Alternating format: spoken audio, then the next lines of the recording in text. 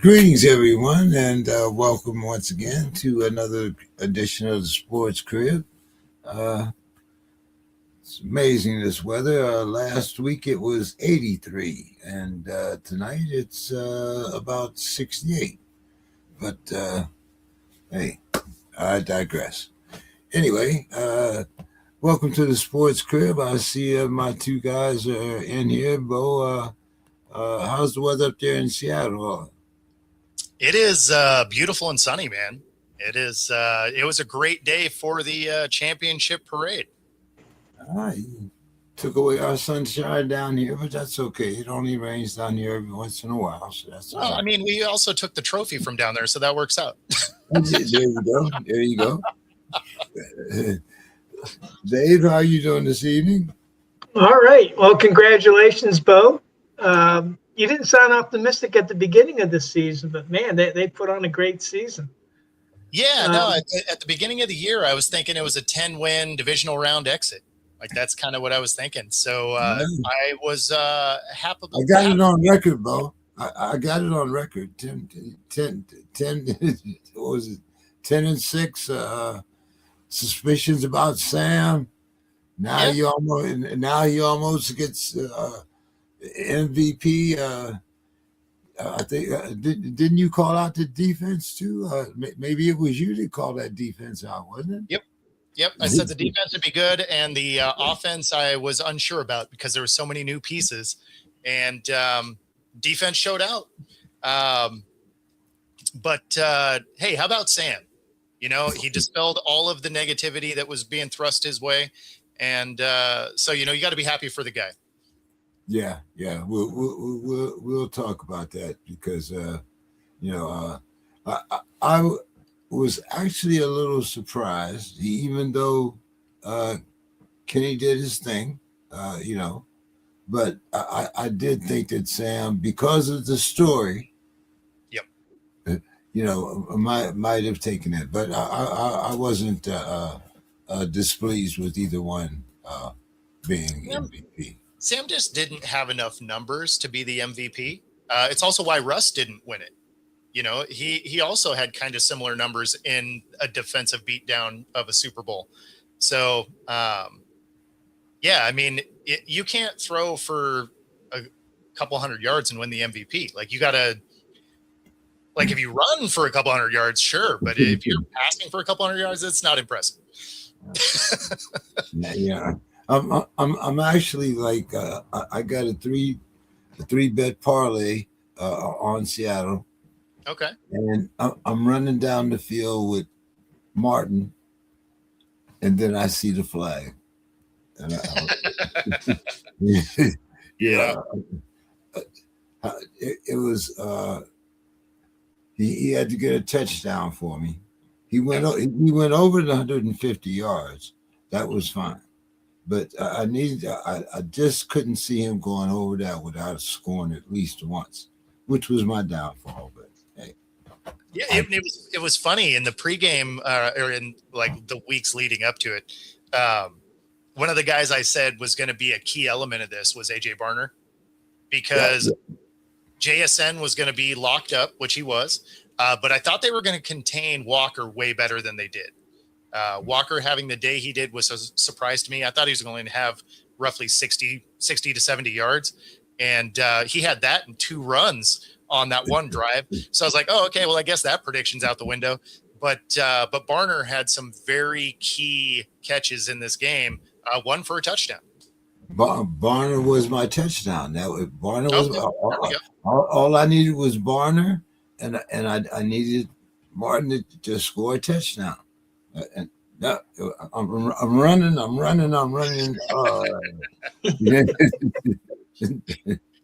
could almost taste the money. It's that old guy in that commercial with the almost had it. And it was my birthday week.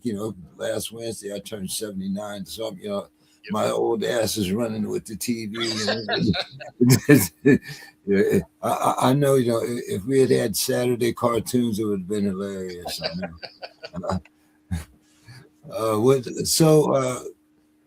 I think Dave, you bet the Pats, didn't you? I You did. so Reggie had to automatically win, right? No. Reggie took New Orleans, or he took New England in the over, and so did I. So it came down to the tiebreaker. Oh, okay. We Okay. both took the Patriots in the over, and we were both wrong. So it came down to the number of yards passing for the winning quarterback. So that was Sam Darnold. Mm. He had 202 yards passing, right? And Reggie had predicted 247, Mm. and I predicted 230. Oh, you Oh, guys were close. so you win. I think so, yeah, because the next closest, you were the next closest, James, but you had 12 points through the playoffs, and Reggie and I were tied at 14 apiece. Yeah, yeah, But yeah, you did predict 215. You were closer on the tiebreaker. yeah, yeah. Because I thought it was going to be a Walker game. Just this was a season that was kind of new for me too, especially the second half, because usually, like I said, it's usually like Bijan in Atlanta. You run it down to the 2, and then you give it to Charbonnet, and he takes it in. Sure. But this year Charbonnet got hurt. Oh, and Martin kind of showed out. It was just a whole different ball game there. Well, one of the things in Seattle did it before, but what they demonstrated, and the reason neither quarterback is the most valuable player, is that they did it with defense in the running game. And so many people say that in the modern football, you have to have this top 5 quarterback in order to win. Well, Seattle just and Russell Wilson wasn't a top 5 quarterback when they won before. No, it was his He, second. he was good, but and so Seattle again has shown that you can win with defense and a solid running game, and really it was the trenches because May was hurt, and it was Sue and my son Nick. They were watching the game. They were keeping me posted, but May was hurt. But even if he was 100% healthy, I don't think it would have made a difference because Seattle Gonzalez dominated the trenches that much. Gonzalez stopped 4 touchdowns by himself. I mean, it could have been a blowout. Yeah. Yeah. So and he was a guy, that I've been watching because I think that was the year I think that the Patriots took him 1 or 2 picks before the Steelers. I'm trying to think of what, but I know they picked him just before it was our pick, and I was, and that was the year that we needed a cornerback too. I was hoping that we'd get Gonzalez, but I forget who we ended up taking. Yeah. Do we possibly have a Sue's Corner tonight? We do, because in addition to watching the Super Bowl with Nick, she's also been watching the Olympics pretty much nonstop. So, okay. This is a short one. By the way, today, last week was your birthday. Today is Sue's birthday. She's celebrating her big 7-0. Oh my goodness! Okay, tell me you have to wish her happy birthday for me. But she wasn't going to miss a Sue's Corner for you, James. She had to get it in. So it's a short one, but it's a good one. So Sue's Corner, still back to the Olympics. Of the many good stories coming out of the Olympics, one of my favorites this week is the tale of Philippe Raimund, a German ski jumper. Philippe unexpectedly won the gold medal this week. He wasn't really ranked high, but the favorites had faulty jumps and the conditions weren't perfect. He never even won a World Cup event. But that's not what made it unexpected. What's even more surprising about this is that Philippe is afraid of heights. Oh, He pulled out of a World Cup event in March of 2025, citing a fear of heights that was affecting his physical performance. And this is Raymond, according to Raymond, as some of you may know, I am scared of heights. And he wrote this on Instagram in German at the time. I usually have it under control, and it usually isn't a problem while ski jumping. But from time to time, I have the issue, mainly while ski flying, that my body is reacting without me controlling it. But he had no issue that night. He flew 106.5 meters, flying at 60 miles an hour down a long curved ramp and landed with a scream to a German crowd going wild at this unexpected gold medal win. The Olympic ski jump tower in Milan is over 50 meters. That's over 164 feet tall.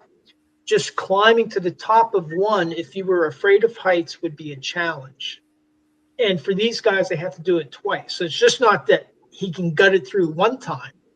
You got to go back up and do it again. I can't imagine if you're afraid of heights. Yeah, the climb up there would be something else. Imagine just jumping off to ski down this ramp to then float through the air. Like, Exactly. 0 times ever. let alone throwing yourself down a ramp at 60 miles an hour and flying in the air, Bo. That is a true case of mind over matter. No And question. Stu ends it with Herzlichen Glückwunsch, which is heartfelt congratulations, Philippe. So Sue snuck in some German on me, but Right on. that's Sue's corner for tonight. But yeah, I mean, and for me, it wouldn't, like, the first time, okay. But now you got to go back up and face those fears again for a second time. You haven't even thought about landing on two little pieces of nylon, thing, right? Like, you have to land on these things. You know, like you're out there playing flying squirrel and hoping for the best. I mean, the only way with that would work is if you did happen to land it the first time. Because if you just ate it hard on the first time, you might be like, hey, you know what? Turns out water polo seems awesome. Well, see, all these other higher ranked people, they were blowing their jumps, and he landed his perfectly. So I mean, that's awesome. That's awesome. That's incredible mental fortitude to do that, because I don't think I would do that. That and what's the downhill? Those are two that I have on two little pieces of wood or nylon or plastic, whatever you decide. Yeah. Sue was saying before, she was disappointed. She was talking to some of her friends, childhood friends, and they're disappointed that their parents didn't get them into curling. See, that's that you could do. Yeah, right. Like, in fact, so I've done curling. We went, a buddy, I didn't even know we had a curling club here in Seattle, but we do. I must have driven by the thing 5 million times. Had no idea it was even there. And so a buddy of mine decided he wanted to do it for his birthday. And I was like, oh, that sounds funny, whatever. And then he's like, oh, this is where it is. I was like, oh, like, we're doing this. Oh, okay, cool. And it was actually a blast. So if you have it in your city, go check it out. It is a ton of fun. And then, what other Olympic sport could you be like, oh, here, let me just set my beer down real quick and play some life-size shuffleboard. And awesome. It's awesome. Well, the American team, they're out of a bar in Massachusetts, I think. Yeah, which makes total. When you look at them, you're like, yeah, this is out of a bar in Massachusetts. What do they call the big thing, Bo, that they push down and you guys be sweeping in front of? It's literally just called a rock. That's what it's called, a rock? Yeah, it's just a rock, which is aptly named because it's a piece of granite. And then, you got your squeegee out there and you're clearing the path. And, they actually have these little things that snap over your shoes. So it's actually not as slippery as you would imagine. The first time you try and do that slide, though, you're probably not staying upright.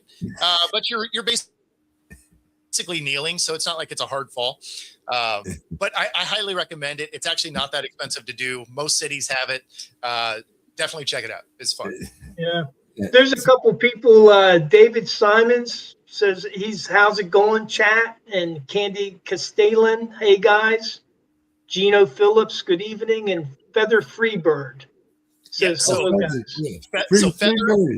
Feather is my mom. It is her birthday today. Happy birthday. So you had the same birthday as Sue. Happy birthday, Mom. Yeah, all right. Cool. Happy birthday. Happy birthday. A lot of good people I know in February, especially one, but anyway.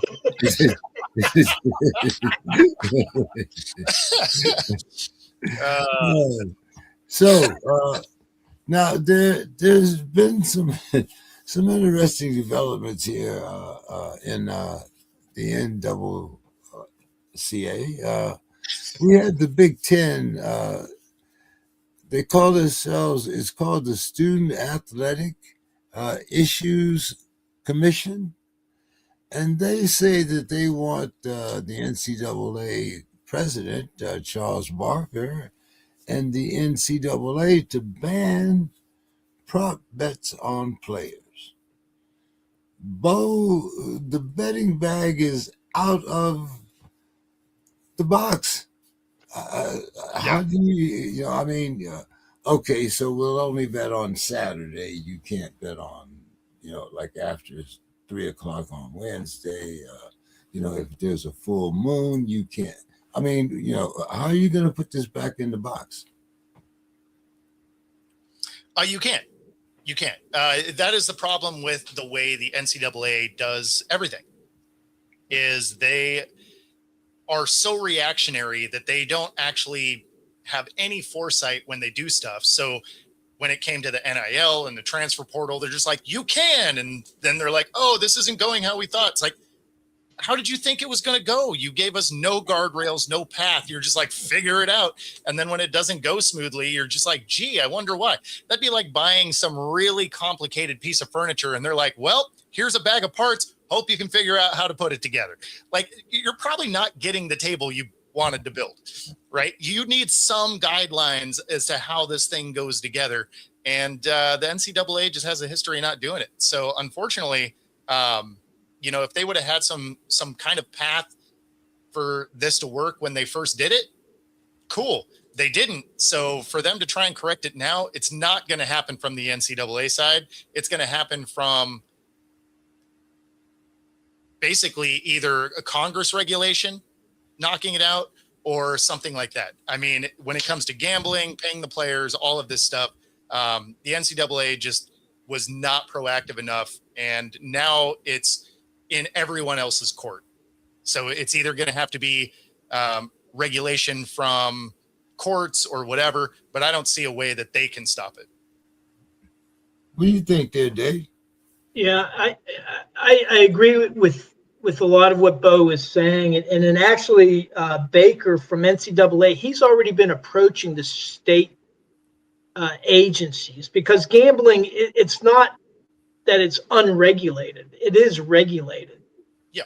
And a lot of those regulations are through the states. Mm-hmm. And so I think Baker had already reached out to some, and the Big Ten is basically giving him some ammunition. And one of their big things is that the prop bets are putting these kids, 18, 19 years old, directly at the center of gambling outcomes. And the problem with that is now you got young athletes getting threats. You have people showing up at games behind their bench, yelling stuff at them. And so it's kind of putting a lot of pressure, and it's really hard for these young kids. And so, but I think Bo's exactly right. The NCAA can't do anything about it. It's going to have to be legislated either through Congress or through the state regulatory agencies. So like at one point, offshore betting poker was legal, where they had the ships right offshore, and then online you could play poker for money. Yeah. And then Well, all of a sudden that got shut off.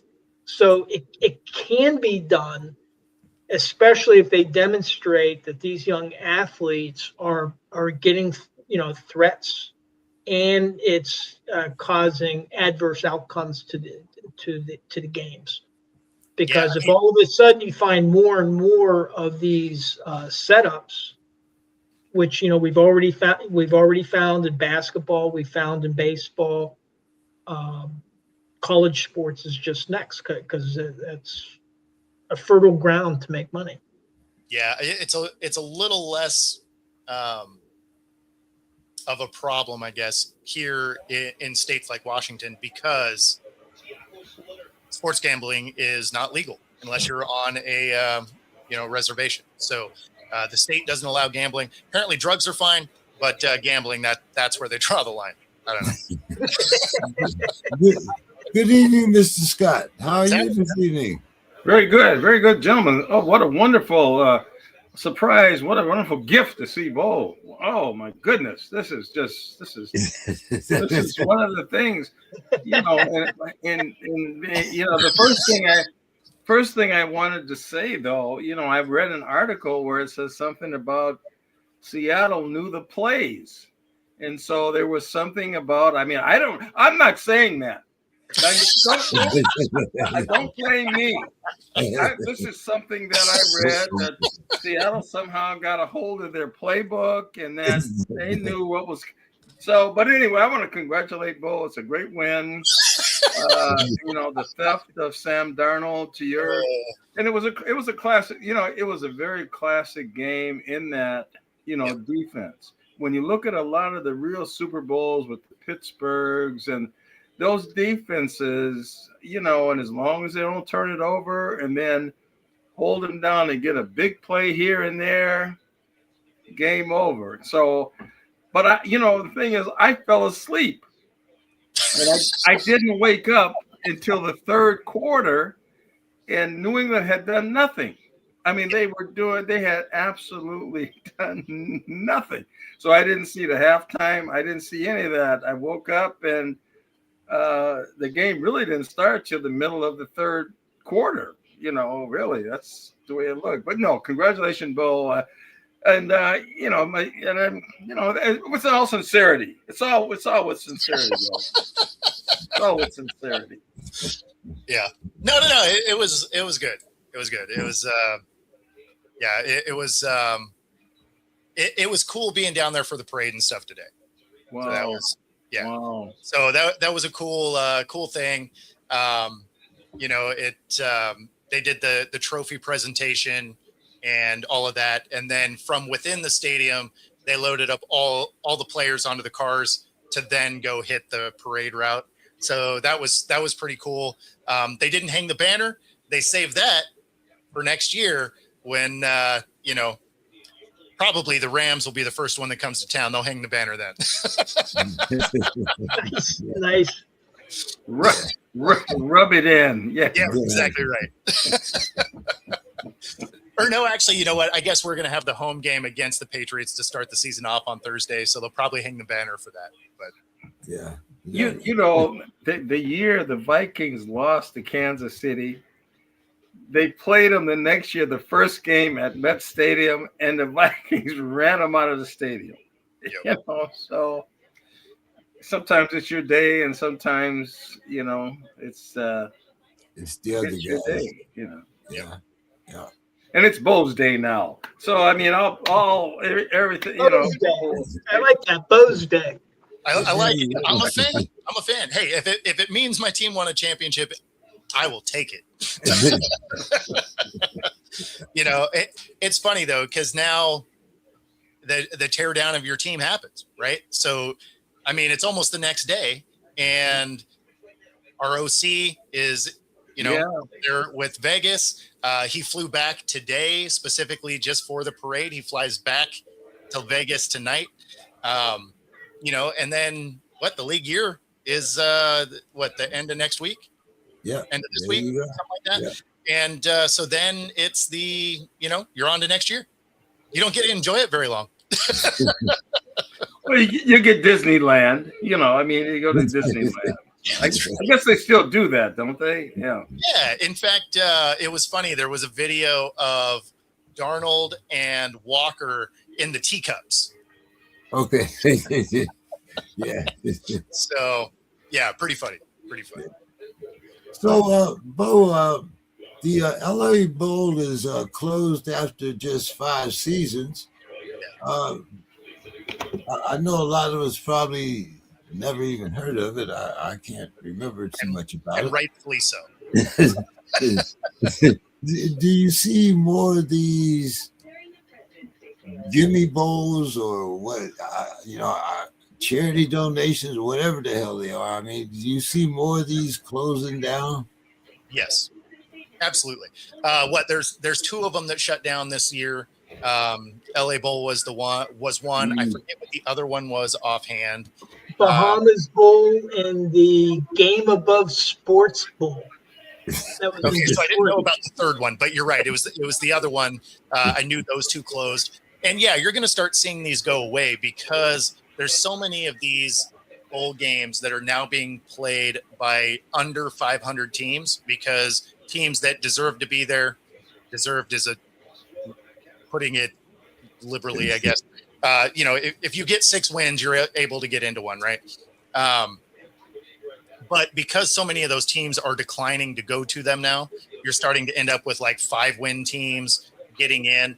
And I would bet that those things start to go away, especially when they go and expand your playoff again, right? They're not expanding it this year, but next year they think that they might do that, extra 2 teams. So if that's the case, I think these just like ancillary random bowl games probably do start bowling because nobody's watching them. So. Yeah, that if you got a bowl game, you got to have an audience, I think. But what about this Mountain West and Pac? I mean, what is there any solution out there at all?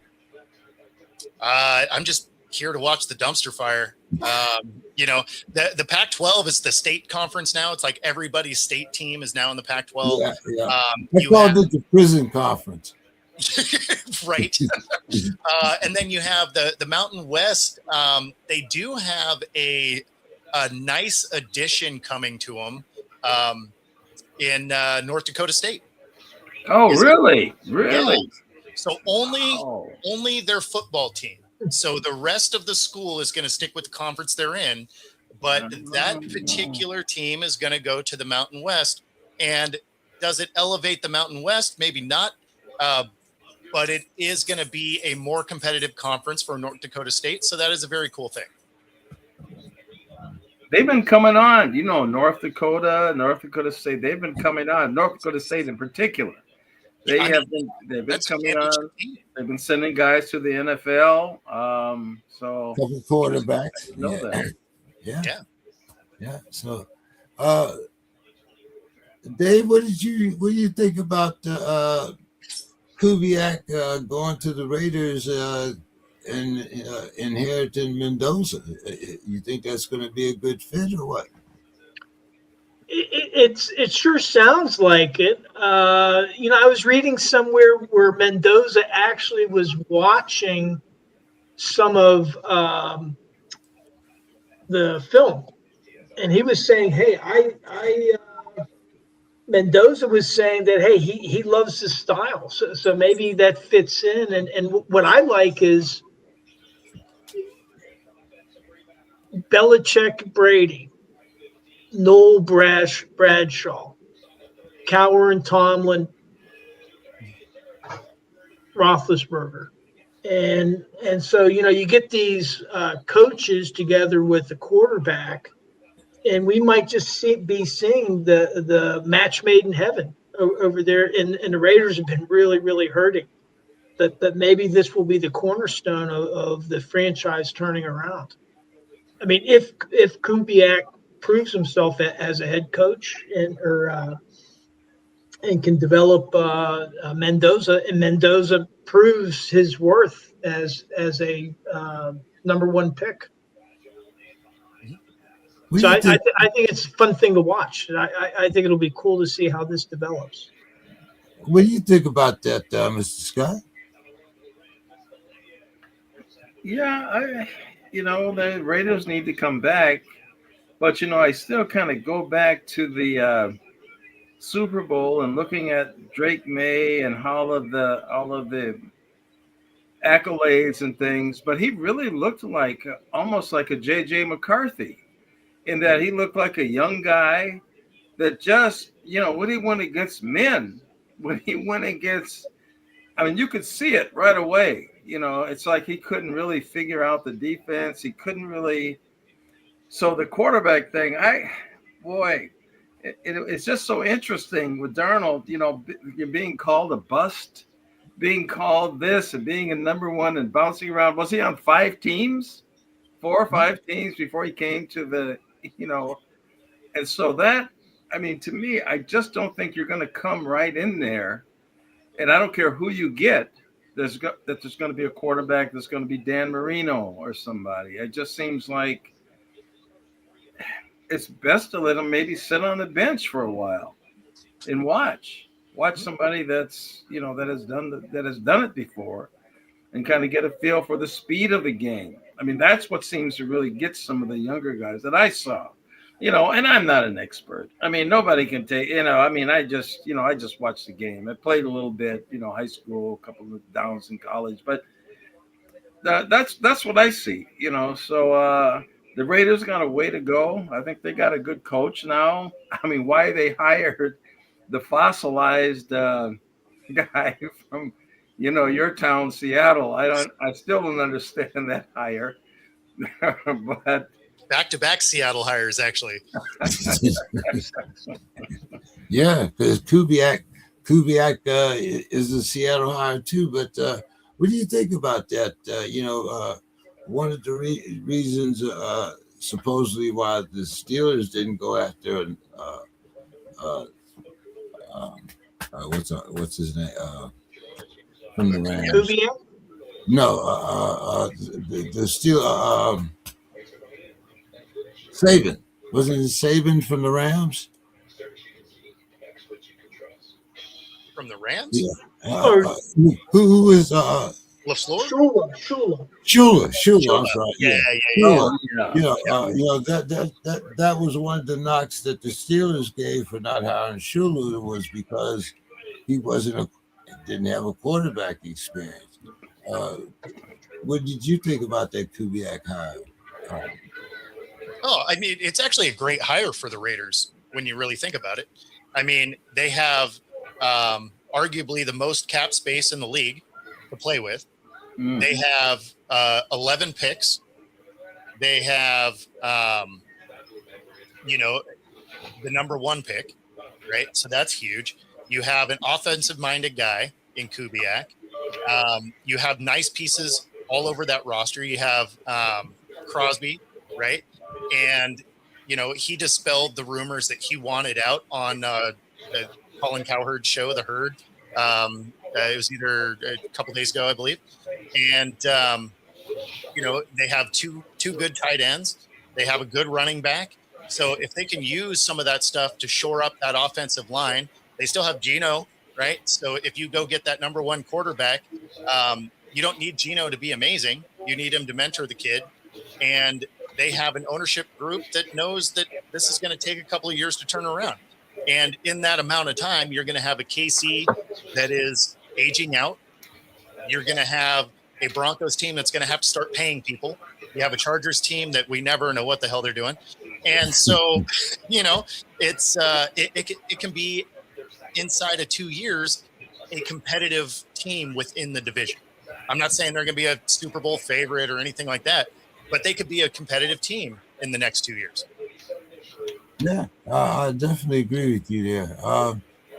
Dave, I kind of tailored this next question especially for you because I know how big a fan you are of an extended season and, players having those extra games. So the NFL is going to have its first game in Melbourne, Australia. We now have, let's see, we got 9 international games in 4 continents, 7 countries, and 8 stadiums. Dave, show me the money. Yeah. Well, I mean, this is, and there's also talk. The one NFL insider was saying, "Hey, we may see 18 games as soon as 2027." Now, the NFLPA has said, "Well, we're not we're not enthusiastic about it," but that's a negotiation point. If they're given enough, they'll go to 18 games, and and with the international games, I mean, I've flown to Melbourne or to Sydney before, and I tell you what, it's brutal. And I was flying from the East Coast, but even if you fly from the West Coast, that's a brutal flight. And then for these guys that try to play the next week, they're going to be jet lagged, unless they have buys. That's my guess. They're going to have a bye week afterwards. Well, they didn't do it this year, right? We had one team. Was it the Vikings going back to back? Yeah, and that's what I say. That's what ruined their season. I really say that. Those 2 straight weeks where they were overseas, even though they got a bye when they got back, I just think that. And then if you go to 18 games, then you don't have any preseason games then. Well, you'd still have 2, but it won't really be much of anything. I mean, so then you're looking at 20 games. If you're going overseas, though, wouldn't you if you're going to have an overseas? Wouldn't it make sense to be there 2 weeks in a row? Because I think in the case of who really got hurt was Cleveland. Yeah, because they had to fly over, play Minnesota and London, and then they flew back for an away game because the London game, I think, was Cleveland's home game. And then they went back to play an away game. And so they kind of got shafted. And that's where I didn't mind it for the Vikings or the Jags. The Jags have had 2 games there a bunch of times, right? And so where you have a home and an away game there, but because you're there for 2 weeks, you kind of get adapted to it, and then you end up coming home to a bye week so you can get reaccustomed to the time zone change. But you're traveling over there. You're not playing in the same city. You're leaving there and going to another foreign city. Yeah. It's not like you're staying there and doing it. So that's different. That might be part of negotiations also, Well, Europe is just geographically smaller. Yeah. Right. True. So when you're going from one city to the next, and although it's a different country, a lot of those countries, a lot of those cities within those countries are closer together than us traveling state to state. Right. It's almost like Minneapolis to Chicago. Exactly. I know. Yeah. But what's going to be brutal is going to Australia. That is going to be brutal. That's rough. And it couldn't happen to a better couple of division mates. I did an informal poll on X, and I asked, many say expanding the NFL season to 18 games is inevitable as early as 2027. What is the ideal length of an NFL season? So 0% said 20 or more. 20% said 18 games is the way to go. 24% said keep it at 17 games. And 56% said 16 games was perfect. Now, it's a really small number, but it's still, I think the problem that I see is that they're sacrificing competitive parity for marketing and money is what it comes down to. Well, and it's unfortunate, I think. And going back to 16 games, you can forget that. That's another genie that's out of the bottle. I sent Art Rooney the second a letter asking him to asking him to champion that cause.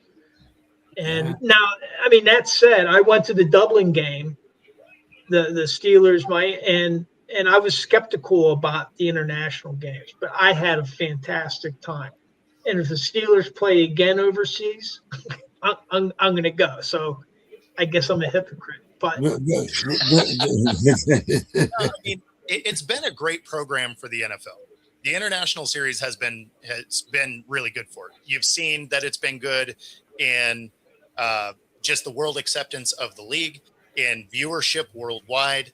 I mean, it's been great in that way. Moving to 17 games, I wasn't a huge fan, but if you're going to start having us be overseas anyway, that doesn't take away from what you'd normally have as home games. Who cares if you take an away game, right? Doesn't matter. So, or if it was the extra home game, depending on the year, you still get your standard amount of home games that you've always had.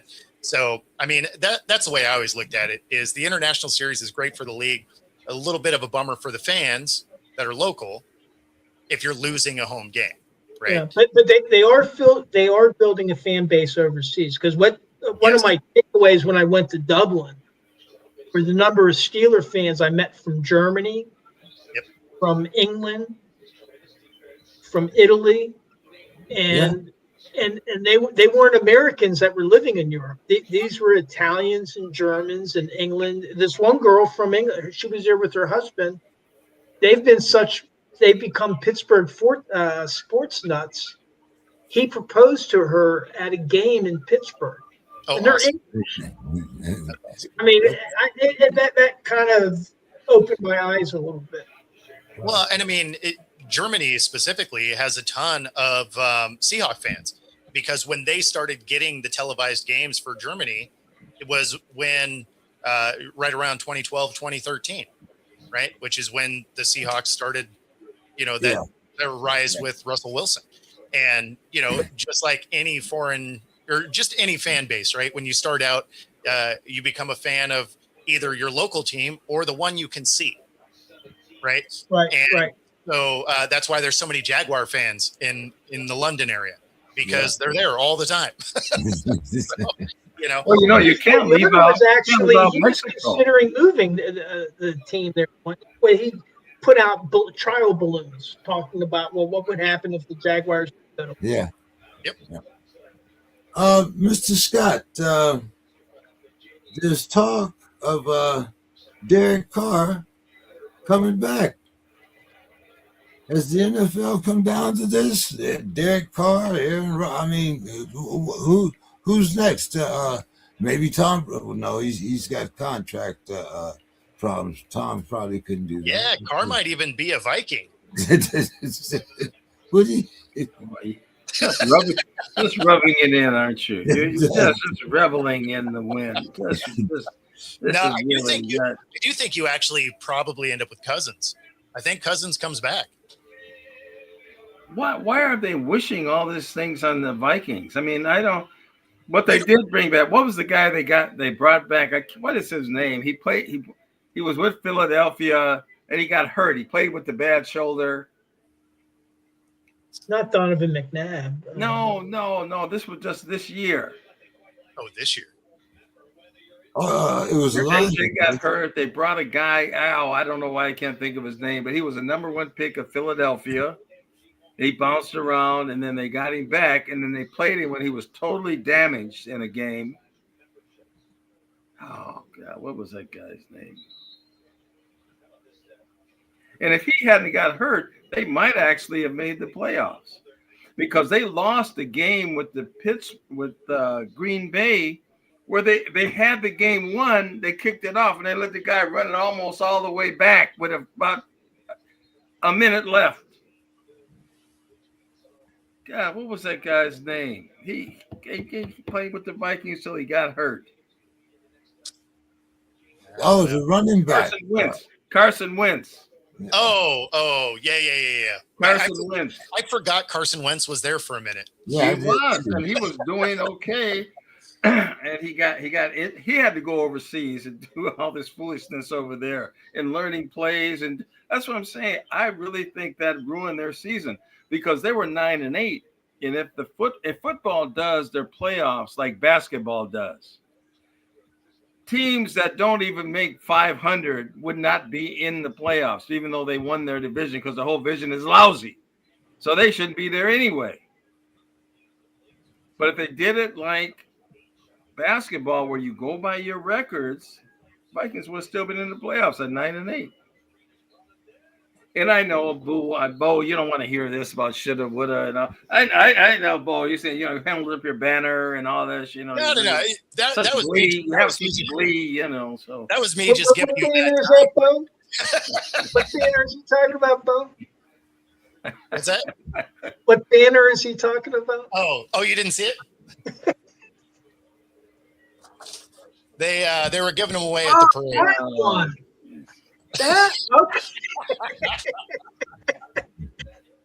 So what do you think about Derek Carr, They gave me some extra ones, so maybe I should mail you one. Should have had Sam Darnold sign it or something. So what do you think about Derek Carr coming back, Mr. Scott? That's an interesting thing, because I'm not sure how old he is. He sat out the year. 34 or 35? Yeah, he's on the younger side. He's on the younger side. He should be healthy, having sat out. I would not be opposed to that. But see, now I'm hearing that they're going to move Jefferson, because he's been a good soldier up until this time. But they're talking about maybe he goes to Buffalo, where he has a real quarterback. I don't know. I don't know. But there's, you're always going to hear these kind of rumblings now. Did you hear what they want to give him for him? Because it has to be a haul. Yeah. Also, there's a lot of draft choices. It's a lot of, Well, I mean, Josh Allen, Buffalo's approaching Yeah, they changed coaches. Do or die time for them. Yeah. If they got rid of the coach, who's next. So. But no, Carr, I hadn't thought of that. Is there rumblings of him coming back? Has anybody heard about that? Yeah. There's a really good chance he comes back. They say his shoulder is performing very well. Wow. So now New Orleans still has the rights, so you'd have to trade for him. But you wouldn't have to pay him much, right? Because this is going to be a prove-it deal to come back. Yeah. And that's where a team like the Vikings does make some sense, because he brings some stability at the quarterback position and allows you to try and get J.J. McCarthy up to speed, right? You don't necessarily need the long-term guy if you still think J.J. McCarthy is your guy. And which is questionable. But it's questionable for sure, but Cousins wouldn't be that guy either, right? Cousins 38. Yeah. So you're looking for, if you're keeping JJ or Justin Jefferson rather, if you're keeping him, the rest of your roster's ready to win now. And JJ McCarthy doesn't look like he is. So you're going to want a guy that can be the adult in the room and lead that thing. They don't have to be elite. That team's good. You just need a quarterback that can play the position. And JJ McCarthy hasn't shown us he can consistently do that yet. Yeah, good defense, very good defense. I mean, I hadn't heard about that. I'll have to look into that a little bit more. And Joe Flacco was even talking about maybe he'd go to Pittsburgh. He could play for all four teams. Maybe. See, I was being serious, and then that's what Flacco said. That's not what I said. I'd like him to go to Pittsburgh. Well, now, since we're bringing fantasy into this day, the mock drafts say that Pittsburgh are going to be taking a quarterback in round 3. But there are others that say that Pittsburgh is going to take Alabama quarterback Ty Simpson at number 21. What you think Ty Simpson's going to last to 21? I'm just saying, hey, well, they have the draft capital to trade up. How far they can trade up, I don't know, but I think, for me, it's a little early. on the mock drafts. First they got to get through the free agency, see who are they retaining, what holes are they going to have, and I think right now, they need to build up the roster. So to my mind, they need a wide receiver, they need another cornerback, a CB, and so for that first round pick, I think firstly, let's get through the free agency and see, where the glaring gaps are. And then, they're talking about Aaron Rodgers coming back. There's a lot of smoke going on about that. And Hopefully, then they have Will Howard on the roster. So here's the thing, if the scouts in Pittsburgh, if they have this Alabama quarterback rated that high, and if he's available, well, then grab him. But it all depends. It doesn't matter what the pundits say or what all the mock draft people say. It's what is the personnel department in Pittsburgh? How do they evaluate? Now, they misevaluated Kenny Pickett,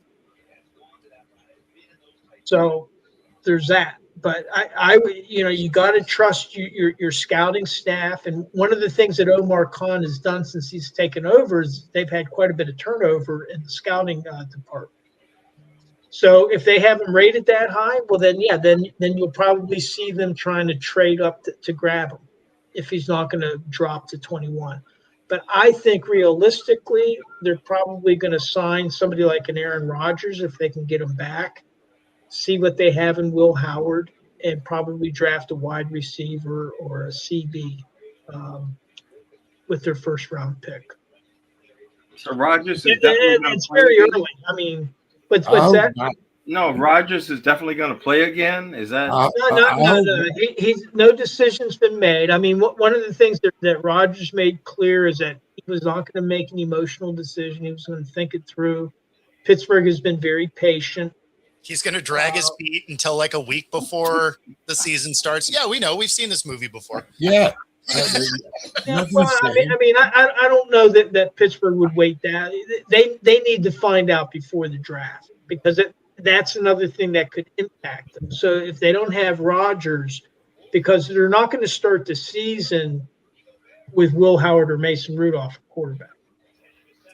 I mean, it's either they find somebody else if Rodgers either prices himself out or can't make a decision, unless they find somebody that they really have rated very highly that's within reach. So but, a lot of people say that the only real first round quarterback is Mendoza. Well, no, I mean, the only two first rounders are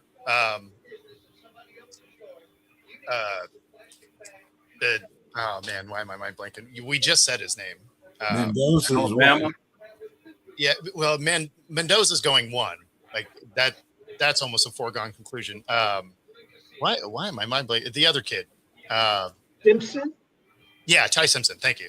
I don't know why I was mind blanking that all of a sudden, but he's the only other first round prospect. Everybody else is like a third or later at best. So, and the kid Moore went back to Oregon, so he's not even coming into the draft.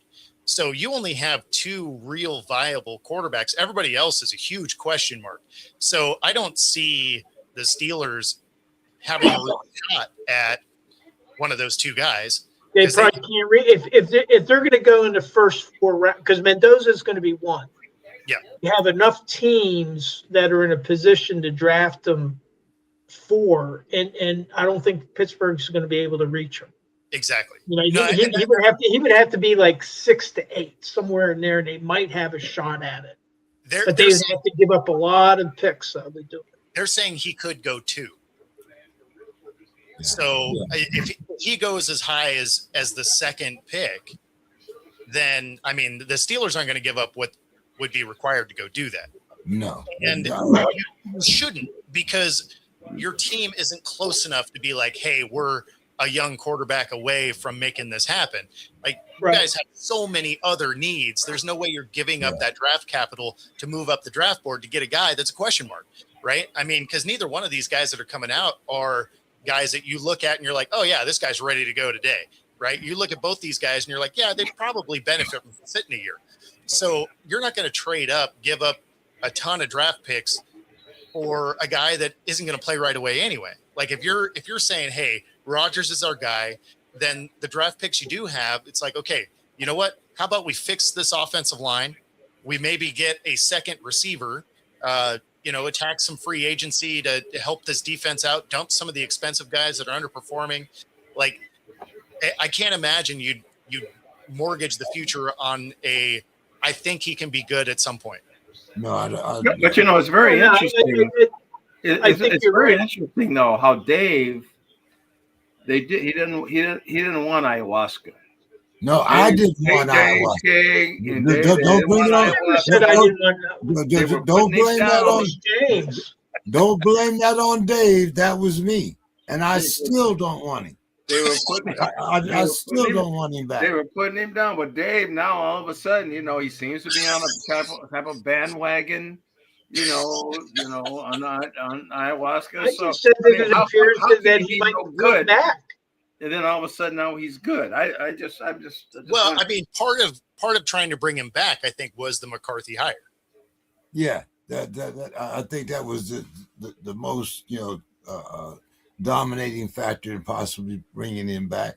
Yeah. And if you could bring him back at a reasonable price, I think we only paid like $10 million for him, which I even thought that was too much. But that's not why they hired McCarthy. I mean, that's just a side benefit. Yeah. But I think it should be really interesting to see. So, Dave, you still endorse what happens. Still endorse Aaron Rodgers. I just want to be clear on this, Dave. You still endorse that.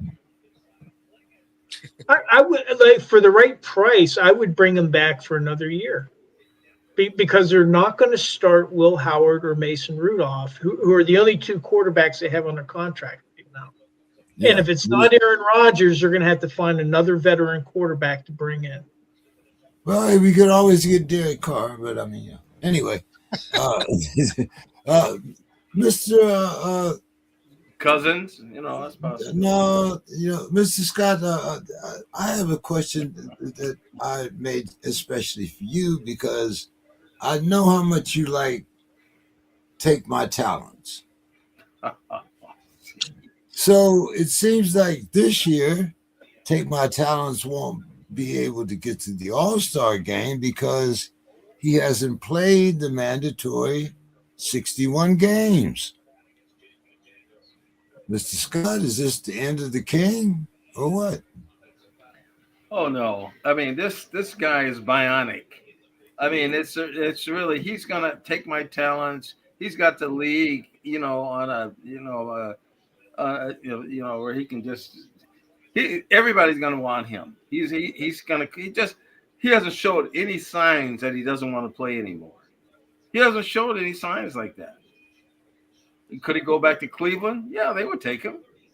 He could go back home and finish there. He could go there.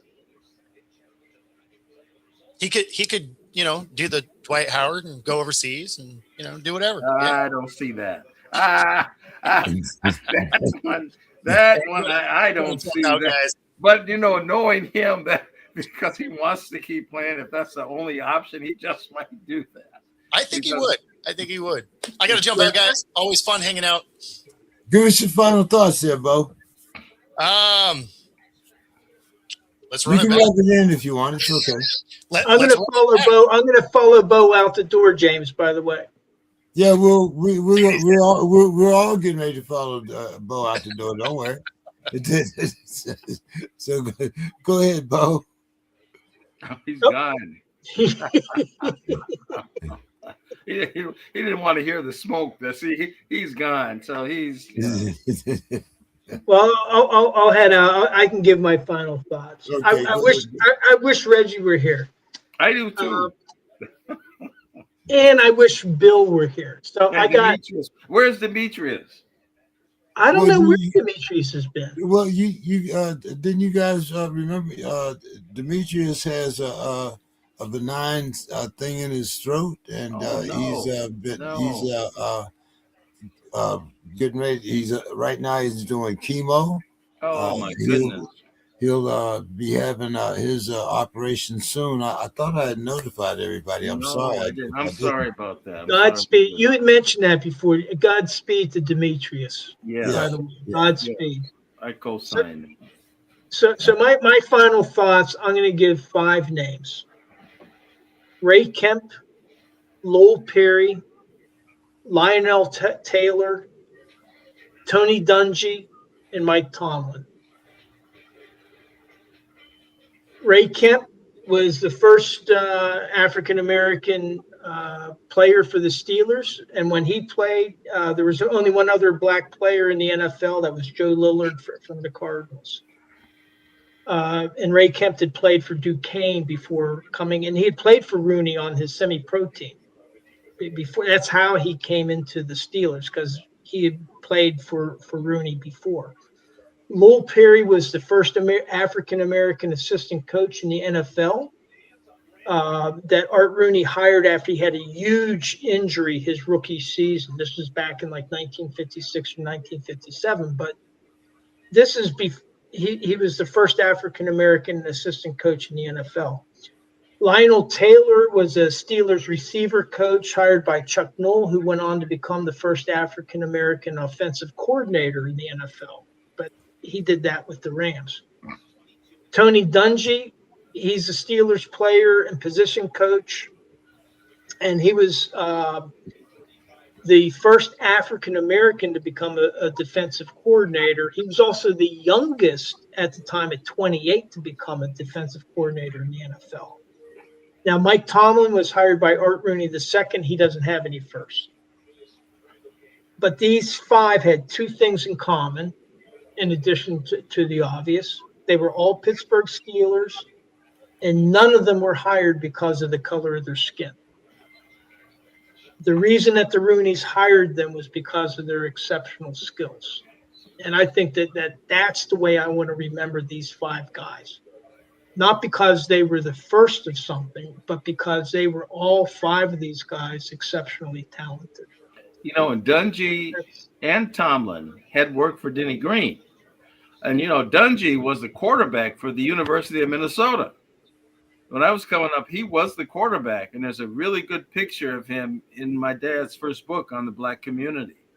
So he was here as a quarterback, and he left here and went to Pittsburgh, made it, and played defensive back, which I said I couldn't understand it. He was a quarterback here, and he goes there and he plays defense. I mean, wow. Yeah, he's one of my favorite guys. He'll always be one of my and Tomlin too, because he worked for Denny here too. And he left here, and I think he went right to Pittsburgh. He was a defensive coordinator. No, it wasn't Denny Green though. That was the head coach. It was but he was a coach here. He coached here. He was Tomlin was they hired him. He was a defensive coordinator, and they hired him from Minnesota. But I forget who the head coach was. Okay. They kind of endorsed Tomlin for the position. So, but Lowell Perry, I don't know if you're familiar with him. Amazing story. What happened to him was he was a rookie phenom. I think that he was from Michigan, I want to say. And he was roommates with who was the deep voiced actor? Well, I can't think of his name. Wonderful actor with a very, very deep booming voice. But they were both ROTC. They had to go into the military before they reported to. Well, not Bernie Casey. No, that was you would recognize the name. You see him on commercials, movies, all that. But Lowell Perry, he came and he was having a remarkable season, rookie season. They were thinking he was going to be rookie of the year. And then I think it was against the Giants. The Rosie Greer, I think, was involved. He got tackled by like 3 guys. Compound fracture of his thigh, dislocated hip. He was in a hospital for 2 or 3 months, couldn't walk. And Rooney said, "We're going to make you a." They recognized he was a very bright guy, so he says, "We're going to make you a coach as soon as you're up and going around." So that's how he became the assistant coach for the Steelers. He was going to law school, and then he went back home to Michigan. Rooney gave him a job as an area scout in Michigan so that he would have money while he went to law school there. He graduates from law school. He goes to work for the car industry, did all kinds of firsts there, went into announcing, and then he was made the EEOC director by President Nixon. And then he helped. There's NFL grants, where they do all the things. Lowell Perry was one of the originators of that. His story is amazing. I And have that's, to and look for it me, up. that's so Yeah, special. same here. All of these guys have really unique stories, and they're just exceptional human beings. Did you say Lowell Perry or Lionel Perry? Lowell Perry. There's Lionel Taylor, who was the receivers coach that Chuck Noll hired. Right. Okay. Right. I remember But that. Lowell Perry he played in 1957, I would say. Okay. All right. So, hey, many thanks, and we'll see you guys next week. Okay. Make sure to tell Sue I said happy birthday and many more. Absolutely. Take care, Anthony. Take All right. care, Good James. to see you. Good to see you. Yeah. Bye-bye. All right, Mr. Scott, you want to talk about your Minnesota season before we get to your final thoughts or what? No. I want to talk about this ice between me and you. I want to talk about this ice bullshit. I don't know if you got a few minutes now or you got to sign off. Well, hold on. Let's do this first. Let's